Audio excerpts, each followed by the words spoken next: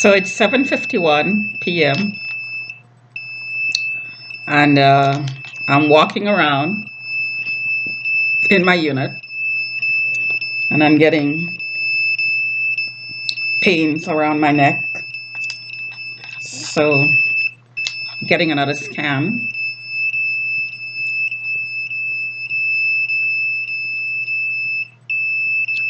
Notice the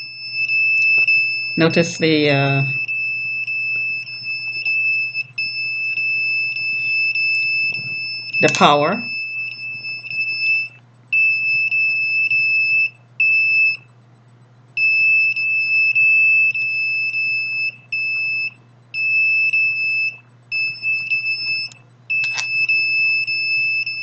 And I heard the comment that I'm being disciplined for walking back and forth in the corridor.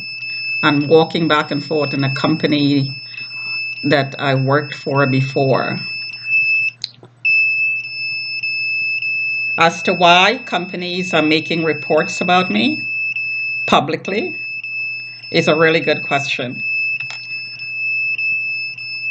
One possible answer, they're taking part in the experiment. I have to do what everybody else says. And as a Chinese person pointed out in the grocery across the street, we are standardizing everybody.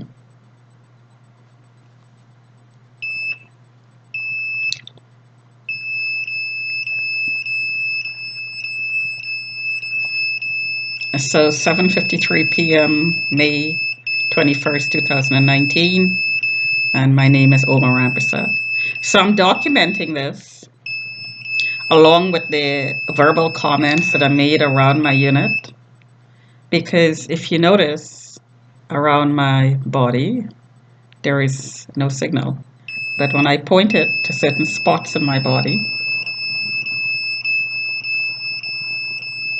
the alarm is going off.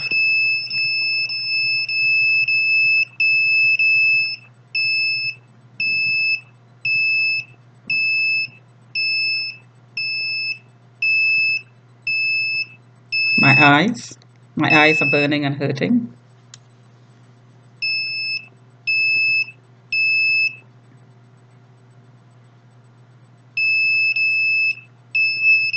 My chest, my breast.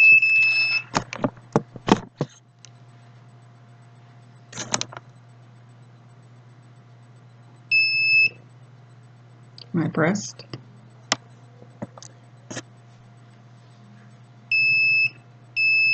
The experiment that is being run is based on voice suppression. So when I talk, the experimenters in the building, who are the Chinese traffickers who flagged me in the first place, don't like it. So they increase the power, when I say hit, with the tracking beams that they're using to track me. So what they do is they select certain points of the body and they increase the power. To track you, a certain point in your body have to be tagged, like your ankle, your knee, your genitals, your eyes. And if you have several people tracking you, if it goes global, if this criminal activity goes global, and they count as 6 or 7 or 10 ways, then you'd have 10 people tracking you, 10 different spots in the body. So I heard there was 3 ways. The count is divided in 3 ways.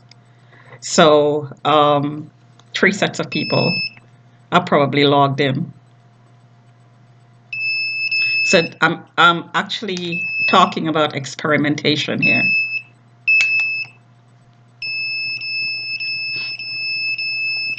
This is an experiment in the cops saying we don't have enough space in the prison and this person is at risk. Only I was never at risk. The people who are providing the police with the information are lying because they decided that certain people that they're selecting are to be trafficked. They're selecting people to be trafficked.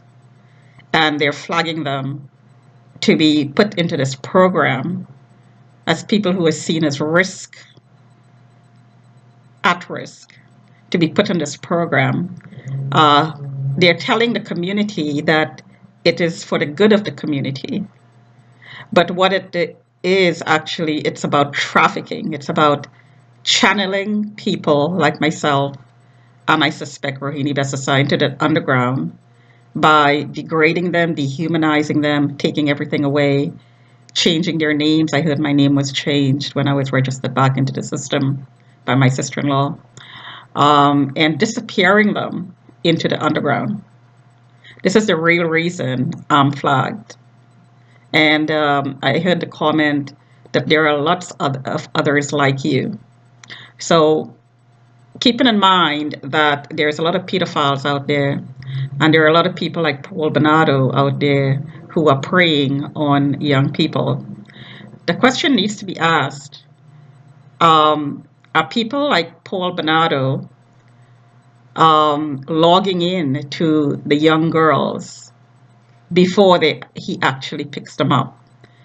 Was he in this community targeting program, which is really a cover for trafficking?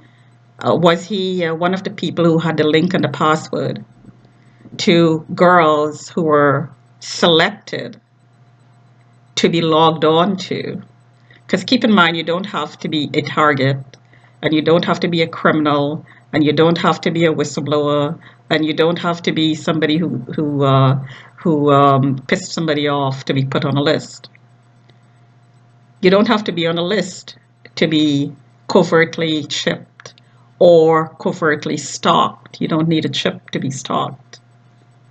So is it possible that people like Paul Bernardo are given links and passwords to young girls, and he stalks them remotely before he actually stalk, kidnap, torture, rape, and kill them? You think about that.